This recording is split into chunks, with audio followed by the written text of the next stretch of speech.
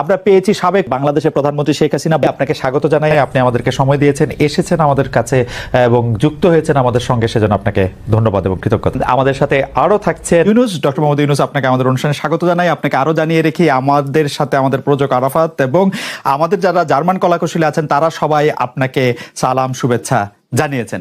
আমরা আপনাকে খুব ধন্যবাদ জানাই আমাদেরকে সময় দেওয়ার জন্য। আমিও সালাম জানাচ্ছি সবাইকে, অসংখ্য ধন্যবাদ সবাইকে। আপা এতদিন ধরে গর্তের ভিতরে থাইকা আপা সমানে দোয়া ইউনুস পড়ছেন বলেই না এমন বিজয়ের দেখা। পলানোর সময় সেই মানুষগুলির কথাও মনে পড়লো না শেখ হাসিনার। আপা, আপনার একটু মন্তব্য শুনতে চাই, আপনি আমাদের একটু বলবেন জুলাই অভ্যুত্থানের ফল। আসিফ নজরুল আর একজন হচ্ছে লেফটেন্যান্ট জেনারেল জাহাঙ্গীর, এই দুইজন নাচের গুরু। আসিফ নজরুল ওই ছেলেদের দিয়ে সব জায়গায় মব জাস্টিস করায়। কোটা আন্দোলন বলে কিছু ছিল না, কারণ কোটা তো ছিলই না। আমি তো ওটা বাতিল করে দিয়েছিলাম 18 সালে। কোর্টের একটা রায় হয়, সঙ্গে সঙ্গে আমাদের সরকারের পক্ষ থেকে সেই রায় স্থগিত করার জন্য আবেদন করে, উচ্চ আদালত স্থগিত করে। তাহলে কিসের আন্দোলন? 7 জুলাই থেকে 14 জুলাই পর্যন্ত যতদিন ছাত্রছাত্রী আন্দোলন করেছে তাদের বিরুদ্ধে কিন্তু কোনো ব্যবস্থাই না হয়নি। পুলিশ বরং তাদের নিরাপত্তা দিত। 15 জুলাই থেকে শুরু করলো পুলিশ হত্যা করা, আওয়ামী লীগ নেতা, সংখ্যালঘু সম্প্রদায়, সাংবাদিক, আইনজীবীদের হত্যা করা, মেট্রো রেল, বিটিভি অফিস থেকে শুরু করে প্রত্যেকটা প্রতিষ্ঠান আগুন দিয়ে পুড়িয়ে দেওয়া এবং যে ধ্বংসযজ্ঞ এবং কি বিভৎস ঘটনা, লাঠি রামদা এগুলি দিয়ে কুপিয়ে কুপিয়ে মানুষ হত্যা করা, আওয়ামী লীগ নেতা, পুলিশ এদেরকে মেরে মেরে ফ্লাইওভারে ঝুলিয়ে রাখা, গাছের সাথে ঝুলিয়ে রাখা, ঝুলিয়ে রেখে তাদের অত্যাচার করা, কী ধরনের বিভৎস ঘটনা তারা ঘটিয়েছে। একবার খালি সেগুলি চোখে দেখা দরকার সকলের, তাহলেই বুঝবে। এবং সব কিছুর পিছনে কিন্তু ইউনূসের হাত। আমাদের নামে মিথ্যা অপবাদ। আমরা কি কত বিলিয়ন ডলারকে মিলিয়ন ডলার বিদেশে পাচার করেছি।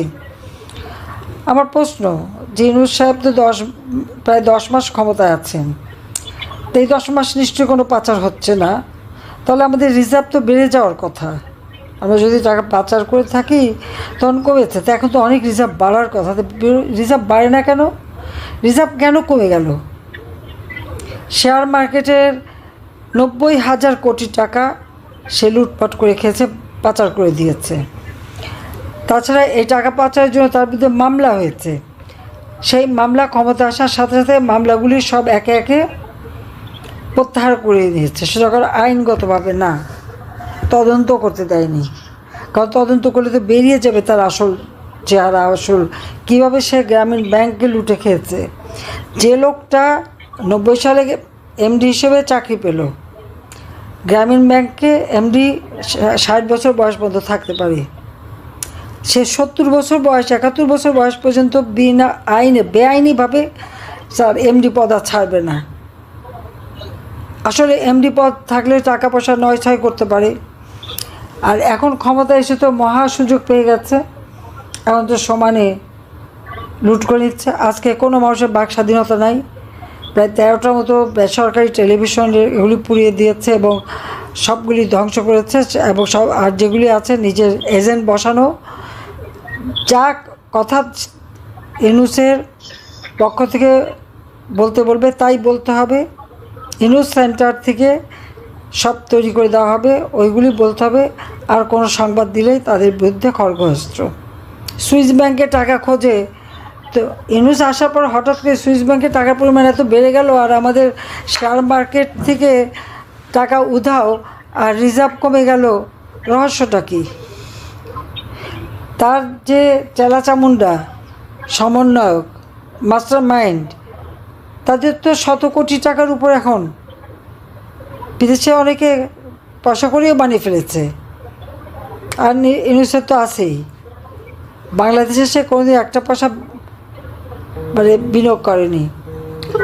তার ব্যাংকে মাত্র 3টা ব্যাংকের হিসাব, আরও অনেকটা হিসাব, তার মধ্যে মাত্র 3টা ব্যাংকের হিসাব দিয়ে আমি দৃষ্টান্ত দিচ্ছি। তার 3 ব্যাংকে 118 কোটি টাকা 2023 সালে। সে কোথা থেকে পেল? 6,000 টাকা বেতনের চাকরিজীবী, 118 কোটি টাকা তার 3 ব্যাংকে আসে কোথা থেকে? এ তো জনগণের টাকা। আর এর বাইরে তো টাকা আছেই। Yunus trust, professor Yunus trust, family trust, অমুক সমুক করে টাকা পয়সা নয় ছয় অনেক প্রচুর, তার বিচার নাই, কেউ মামলা করতে পারবে। শেখ হাসিনা, আপনাকে অনেক ধন্যবাদ। সরাসরি প্রশ্নে চলে আসি যে প্রফেসর ইউনূস, আপনি সাধারণত সাক্ষাৎকার দিতে চান না, অনেকে বলে থাকেন দেশি গণমাধ্যমে কথা বলতে আপনি স্বাচ্ছন্দ্য বোধ করেন না। এর কারণ হিসাবে কেউ কেউ বলেন আপনি প্রশ্নের মুখোমুখি হতে হয়তো পছন্দ করেন না, আবার কেউ কেউ বলেন কিছু না বলেও আপনি যে দুর্যোগের মধ্যে আছেন, বললে না জানি কি হতো। আপনার মন্তব্য একটু শুনতে চাই প্রফেসর ইউনূস। না, তুমি তো সবটা বলে ফেলেছ সমস্যাগুলোকে। কাজে এই হলো অবস্থাটা হলো, আমি বলছি দেশের কাউকে কিছু বলি এমন কথা তো নয়। বাইরে বিদেশেও যে সবাইকে যে সাদরে নিয়ে আসি তাও না, তাদেরকে অনেক শর্ত দিই আমার এই কথাগুলো ছাপানোর আগে আমাকে বলতে হবে, যাতে আবার এমন কোনো কথা শব্দ এমন থেকে না যে আমি আর বিপদের সম্মুখীন হবো। আমি শুধু বিপদ থেকে দূরে থাকার জন্য এটা করছি, কারণ আমি চারদিকে বিপদের মধ্যে আছি। কাজে কথা না বলা এটা একটা নিজেকে রক্ষা করার একটা সুবিধা আর কি, কত কম বলা যায় ততই হয়তো ঝামেলার থেকে বাঁচবো। সম্পূরক প্রশ্ন করতেই হয়, নিজেকে কতটা রক্ষা করতে পারলেন প্রফেসর ইউনূস? পারলাম না তো, এত তো খালি বাড়ছে।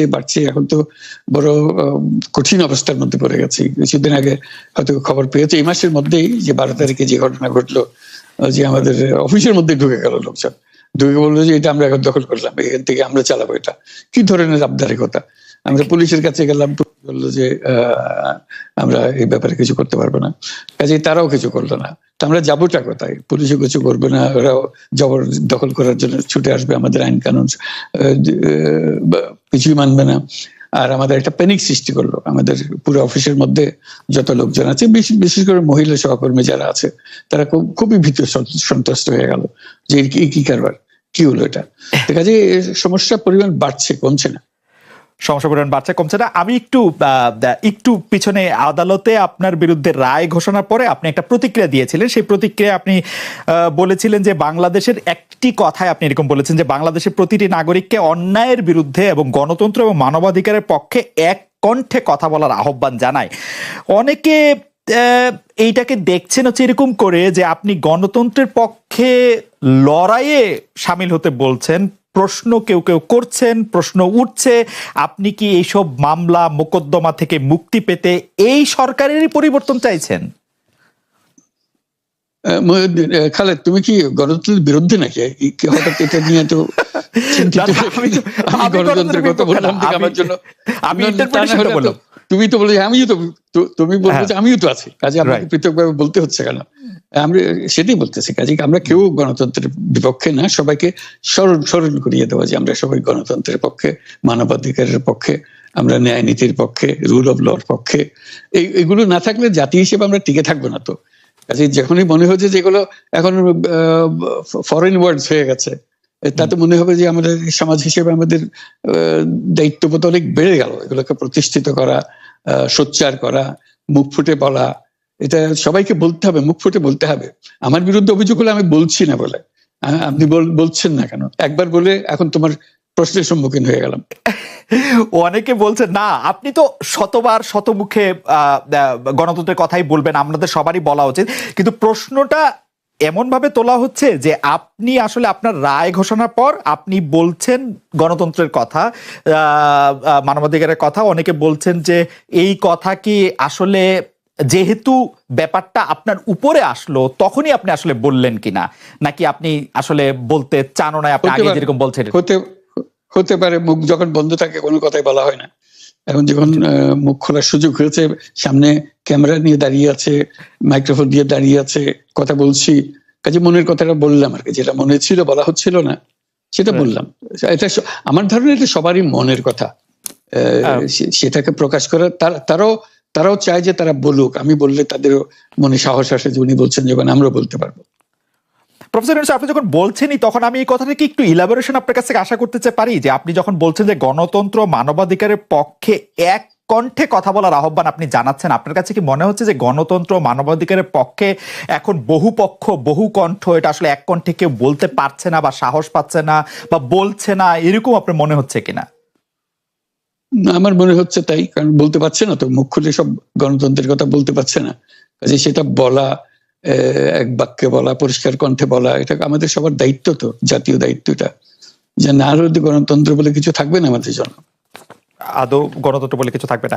একটা প্রশ্ন করি যে বর্তমান সরকার আরো স্পেসিফিক ভাবে বললে, প্রধানমন্ত্রী শেখ হাসিনা স্পষ্টতই আপনাকে অপছন্দ করেন, অনেক কিছুর জন্য আপনাকে দায়ী করেন, পদ্মা সেতু এবং এই সেই, এর কারণ কি বলে আপনি মনে করেন? আপনাকে কি তিনি তার প্রতিদ্বন্দ্বী মনে করেন, নাকি সত্যি তার কাছে এমন কোনো তথ্য রয়েছে যে আপনার বিশাল কোনো রাজনৈতিক অভিলাষ রয়েছে?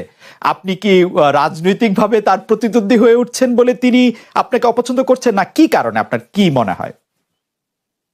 আমার মনে হয় উনি মনে করেন যে আমি দেশের সর্বোচ্চ ডাকু, সন্ত্রাসী, কিংবা আমি অপরাধী, আমি সেরা চোর, এই জাতীয় জিনিস মনে করেন, কাজে সেগুলো ব্যাখ্যা করেন উনি তার মুখে। উনি বলেন যে আমি সুদখোর, আমি ঘুষখোর, আমি সব এমন সব কটু শব্দ ব্যবহার করেন যাতে মনে হয় যে আমার সম্বন্ধে তার ধারণা খুবই খারাপ। কিন্তু এইটা তো এরকম ছিল না। আমরা দেখেছি যে 96 থেকে 2001 সাল পর্যন্ত নানাভাবে এই সরকারি বা আওয়ামী লীগ সরকারি আপনার সাথে, বা আপনি আওয়ামী লীগ সরকারের সাথে একসাথে কাজ করতে কোনো সমস্যা হয়নি। আপনি এইটার জায়গাটাকে একটু, ব্যাকগ্রাউন্ডটাকে আমাদের একটু বলা যাবে যে আপনার কাছে কি মনে হয় কেন এই শত্রুতার বা কেন এই অপছন্দের বিষয়টা একটু সৃষ্টি হলো বা তৈরি হলো? যেই হোক, এটা আমার তরফ থেকে হয়নি, আমি তাকে যথাযথ শ্রদ্ধা করে নিয়ে গেছিলাম আমাদের মাইক্রো ক্রেডিট সামিটে ওয়াশিংটন ডিসিতে, আমাদের প্রধান অতিথি করে নিয়ে গেছি, সবাই সম্মান করেছে, কারণ এই মাইক্রো ক্রেডিটটা তখন পৃথিবীর সামনে আসছে, বড় আকারে আসছে, এবং এটা বাংলাদেশের অবদান হিসেবে সবাই স্বীকৃতি দিচ্ছে। ওয়াশিংটনে দুনিয়ার সেরা যারা সবাই উপস্থিত ছিলেন, তার মধ্যে আমরা ওনাকে নিয়ে গেছিলাম এই জন্য যে বাংলাদেশের পক্ষ থেকে এই গৌরবটা যেন তিনি আমাদের পক্ষ হয়ে গ্রহণ করেন। উনিও রাজি হয়েছেন, উনিও গেছেন, করেছেন।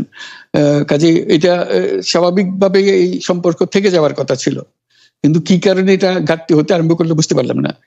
কিছুদিন পর থেকেই ওনার আচরণ এবং তার শব্দ পরিবর্তন হতে আরম্ভ করলো। এমন পরিবর্তন হলো এখন আমাকে চোট বদমাইশ ছাড়া আর কোনো বিষয় উনি মনে করেন বলে মনে হয় না আমার কাছে। আসলে এটা নিয়ে কথা বলাটা একটু বিব্রতকরই, কিন্তু কেউ কেউ এটা বলে থাকেন যে বিশেষ করে যে 2007 সালে যে 111 সরকার আমরা যাকে বলি, তাদের যে বিরাজনীতিকরণের একটি চেষ্টা, সেই চেষ্টার মধ্যে আপনার অংশগ্রহণ আছে কিনা। যদিও বারবার বলা হয় যে আপনি আসলে সেই ক্ষমতাটা দখল করতে চেয়েছিলেন, অথচ আমরা উল্টা শুনেছি, আপনার মুখেও শুনেছি, যারা ওই সময় কুশলভ ছিলেন তাদের মুখেও শুনেছি যে আপনাকে আসলে অফার করা হলো, আপনি সেটি ফিরিয়ে দিয়েছিলেন। কিন্তু কেউ কেউ আবার বলে থাকেন আপনি একটা লম্বা সময়ের জন্য চেয়েছিলেন। এইটি কি একটা কোনো কারণ হতে পারে? এই ব্যাপারটিকে আমাদের দর্শকদের জন্য মানে বা ইয়েদের জন্য একটু আপনি পরিষ্কার করবেন যে আপনি আসলে রাষ্ট্রের সর্বোচ্চ ক্ষমতায় বা রাজনীতির জায়গায়, দেশ পরিচালনায়, সেগুলিতে আপনি আসলে আসতে চেয়েছিলেন কিনা, চান কিনা, বা ওই জায়গা থেকে? যদি চাইতাম খালেদ, যদি চাইতাম, তখন যখন মিলিটারি আমার বাসায় এসে বসে রইল সারা রাত আমাকে রাজি করানোর জন্য, আমি তো লুফে নিতাম। রাজি করানোর জন্য বসে থাকতে হবে কেন? আমি যদি ক্ষমতায় চাইতাম, বলে আর চলেন চলেন, কি করতে, কি কোন জামাটা পড়তে হবে দেখিয়ে দেন, এখনই যাচ্ছি। আমি তো সেটা করিনি, তাদের সঙ্গে তর্ক করেছি, সারা রাত ধরে তর্ক করেছে যে না ভাই আমাকে দিয়েন না, আমি এই কাজের উপযুক্ত না, আপনারা অন্য লক্ষ্য যান। তারা আমার উপরে মন ঠিক করে ফেলেছে আমাকে নিতে হবে।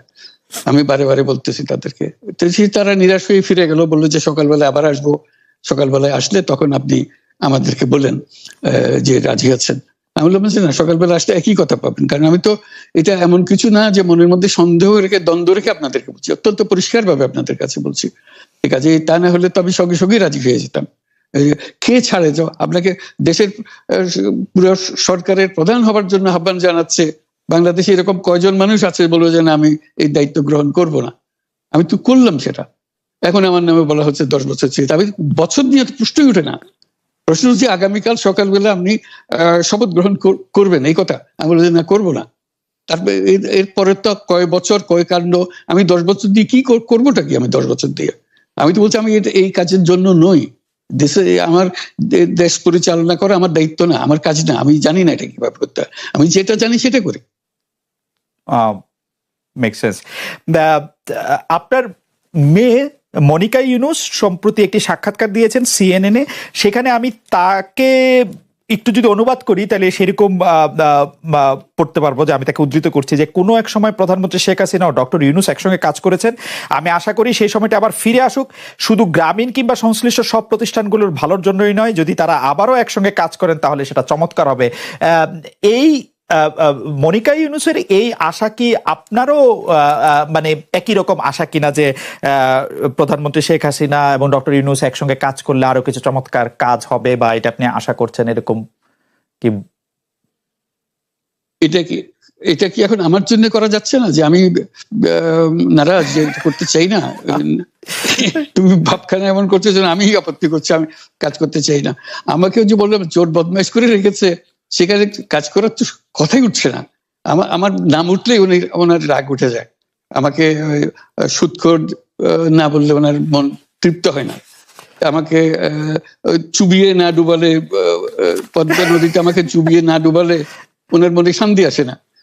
ঠিক আছে, আমি কি করে বলবো? ওনাকে বলতে তো হবে, ওনাকে যদি কিছু বলতে হয়। পদ্মা